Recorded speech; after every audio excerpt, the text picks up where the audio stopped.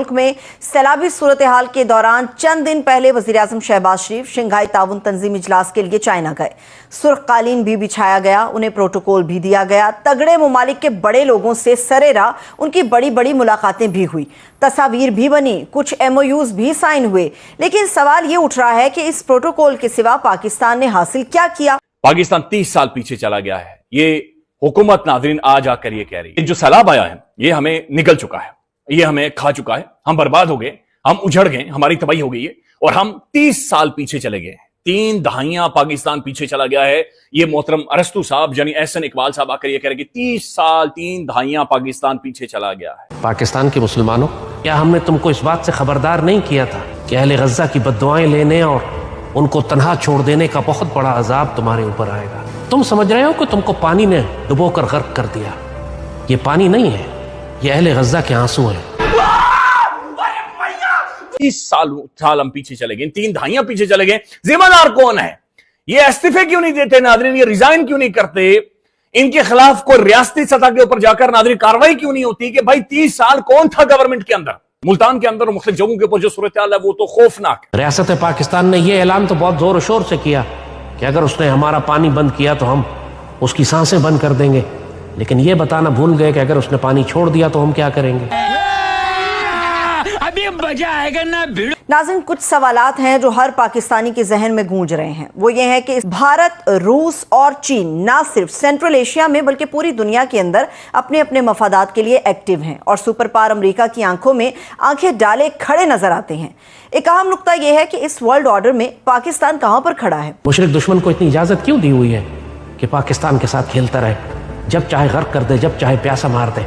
इसलिए कि जरूरत किरदार नहीं है, खौफजदा हैं, घबराए हुए हैं, पता नहीं क्या हो जाएगा। गज़वा हिंद को अपनी स्ट्रेटजी अपनाते हुए शर्म आती है कि दुनिया क्या कहेगी कि हम रेडिकल हो गए, गज़वा हिंद की बात करते हैं। हमारे बदतरीन दुश्मन तो अखंड भारत की बात करते नहीं शर्माते।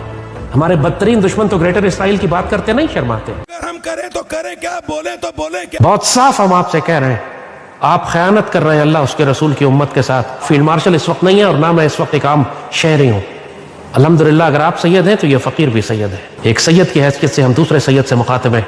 सैयदी रसूलुल्लाह के दीन की हिफाजत करें, यह आपकी ड्यूटी है। इससे पहले कि यह ओहदा आपसे वापस ले लिया जाए। ये कुरान तो आप जानते हैं ना कि अल्लाह आपको बदलकर कोई दूसरी कौम ले आएगा और आप अल्लाह का कुछ भी नहीं बिगाड़ सकेंगे। के लाल टोपी यहाँ पे धमका रहा है सीधा आसिम मुनीर को। क्यों? क्योंकि आसिम मुनीर का जो स्टॉक का प्राइस जो यहाँ पे था ना, अब यहाँ पे आ गया। क्योंकि आपका इंपॉर्टेंस ही ये था कि अमेरिका और भारत की दुश्मनी हो जाए। आपका इंपॉर्टेंस क्या था? भारत की किसी से दुनिया में दुश्मनी हो जाए और आप इंपॉर्टेंट हो जाएंगे। चाइना के साथ तो थी, ये लोग अज्यूम कर रहे थे कि चाइना के साथ तो थी क्योंकि गलवान हो गया था। दूसरा इन्होंने बोला कि अमेरिका बड़ा पार्टनर बनता है भारत का और भारत बड़ा पार्टनर बनता है अमेरिका का। अगर हम इसमें भी दरार डाल दें फिर तो हम चैंपियन है। चाइना तो दूर है ही, रशिया का कोई बॉर्डर नहीं मिलता, ना रशिया के पास इतना पैसा है। ठीक है, रशिया एक मिलिट्री सुपर पावर है, लेकिन वो मैनेज करा जा सकता है क्योंकि चाइना उसका काउंटरवेट है। यहां पे अमेरिका, ये इन्होंने अपनी गोटियां सेट करी। अब वो गोटियां बर्बाद हो गई क्योंकि वहां पे शी जिनपिंग ने बुला दिया, वेटर की तरह खड़ा था वहां पे। कोई नहीं पूछ रहा उसको, कोई किसी ने मुंह नहीं लगाया उसको। पुतिन से हाथ मिलाने के लिए दौड़ना पड़ा बेचारे को। पाकिस्तानी खुद उसको एक्सपोज कर रहा है, हमें क्या बोलने की जरूरत है? उस बारे में तुम बोले क्या? सही दूसरी चीज, सारी अच्छी अच्छी बातें चल रही हैं, सारा बोल रहे हैं कि ठीक है हम दोबारा नॉर्मलाइज कर रहे हैं रिलेशनशिप चाइना के साथ, और वहां पे डोनाल्ड ट्रंप कह रहा है कि मोदी तो मेरा दोस्त है, मैं बड़ी इज्जत करता हूं, is a great prime minister. अब इनको यह समझ में नहीं आ रहा कि हम कहां जाएं।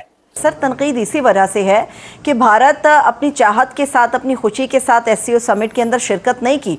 उसके बावजूद उसने एक स्ट्रेटेजिक फ़ायदा जो है वो समेट लिया और बड़ा फ़ायदा उससे समेट लिया।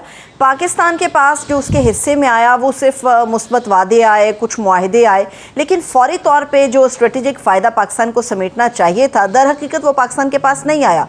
जैसे भारत ने रूस के साथ जो फ़ायदा समेटा, बिल्कुल गलत बात है, सस्ती ये खाद, गलत सस्ती बात है। जय हिंद दोस्तों, नमस्कार दोस्तों। कुछ दिनों पहले तक पाकिस्तान के प्रधानमंत्री से लेकर आर्मी चीफ तक, टीवी एंकर से लेकर आम आदमी तक बोल रहे थे कि भारत इंडस वाटर TT को तोड़कर हमें प्यासा नहीं मार सकता है। पाकिस्तान के आतंकवादी कह रहे थे कि यदि भारत हमारा पानी रोकेगा तो हम उनकी सांसें बंद कर देंगे, और अब भारत ने पानी छोड़ दिया है तो पाकिस्तानी रोने लगे हैं। कल तक भारत को धमकी देने वाले आज भारत को कोस रहे हैं कि भारत ने इतना पानी क्यों छोड़ दिया। पाकिस्तानी कह रहे हैं कि भारत पाकिस्तान को नुकसान पहुंचाने के लिए ये सब कर रहा है। पाकिस्तान चाहता क्या है कि भारत पानी छोड़े या ना छोड़े। अब ये तो भारत की मर्जी है कि कब कितना पानी छोड़ना है और कितना नहीं। एससीओ की मीटिंग से ये भी पता चल गया है कि पाकिस्तान अमेरिका और चाइना का एक टूल है जिसे भारत के खिलाफ यूज किया जाता है। पाकिस्तान की खुद में कुछ भी हैसियत नहीं है, पाकिस्तान की औकात एक भिखारी से ज्यादा नहीं। मोदी ने पुतिन और शी जिनपिंग दोनों से एक साथ बात करके साबित कर दिया है कि अमेरिका भारत को जितना दबाने की कोशिश करेगा, भारत उतना ही अमेरिका के खिलाफ जाएगा, क्योंकि हम जापान, कोरिया, यूरोप की तरह अमेरिका की सिक्योरिटी के भरोसे नहीं है। दोस्तों, इस पर आपकी क्या राय है, कमेंट करके जरूर बताइए। यूएसए इनसिक्योर हो गया था जब देखा कि भारत तो चाइना के साथ हाथ मिला रहा है, रशिया के साथ हाथ मिला रहा है, और जाहिर है चाइना की कंटेनमेंट के लिए इंडिया का बड़ा इंपॉर्टेंट रोल था यूएसए की नजर में। मूडी का ख्याल, सॉरी, ट्रम्प का ख्याल ये था कि ये बेंड करेगा, मूडी समझेगा, मगर मूडी, इसको, ट्रम्प को ये पता नहीं था कि उसकी कितनी रेप्यूटेशन जो मूडी की है हिंदुस्तान के इलेक्ट्रेट के साथ, दैट डिपेंड्स ऑलमोस्ट एंटायरली कि वो मुसलमान पे कितना नफरत करता है, मुसलमानों पे कितना नफरत करता है, और ऐसा इतना नफरत करता है कि इस वक्त जो एक इंटरनेशनल पराया बना हुआ है इजराइल, वो मूडी का सबसे गहरा दोस्त है। वो मूडी को कहता है कुछ आगे बढ़ो मूडी, हम तुम्हारे साथ हैं।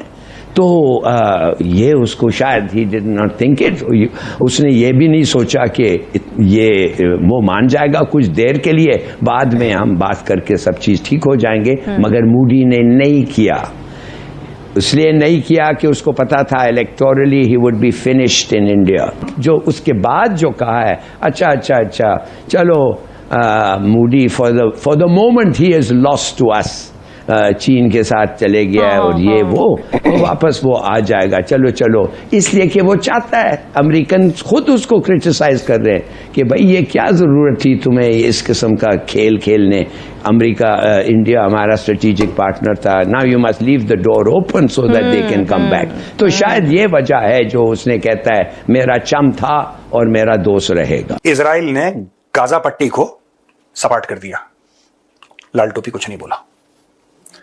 इसने लेबनान में बम मार मार के हिजबुल्लाह की सारी लीडरशिप खत्म कर दी, लोगों की जेबों में जो पेजर थे पेजर फाड़ दिए, लाल टोपी ने कुछ नहीं कहा।